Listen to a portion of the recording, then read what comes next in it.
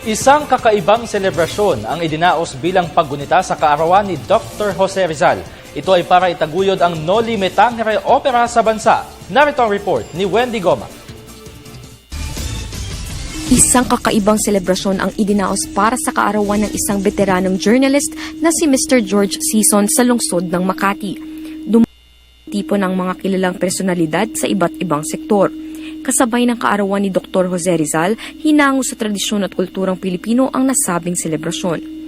Ayon kay Sison, malaki ang impluwensya ng pambansang bayani sa kanyang pamilya, lalong-lalo na sa kanyang lolo. My great-grandfather, Don Felipe de la Fuente from San Rafael, Bulacan, was one of the best friends of Jose Rizal. And he used to visit Jose Rizal, he used to visit my great-grandfather in San Rafael. And in one of his visits, he visited the church, and there's where he picked up the story of Crispin and Basilio. Ibinida din sa selebrasyon ang pinakaaabang opera na tiyak na maipagmamalaki ng mga Pinoy.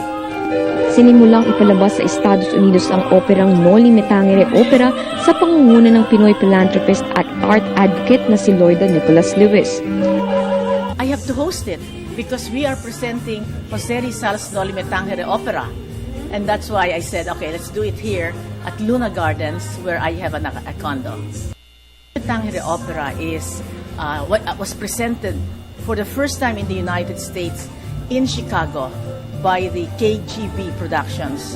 And when I saw it in Chicago, it was so different to hear, you know, an opera like Verdi's and Puccini to be sung in Tagalog.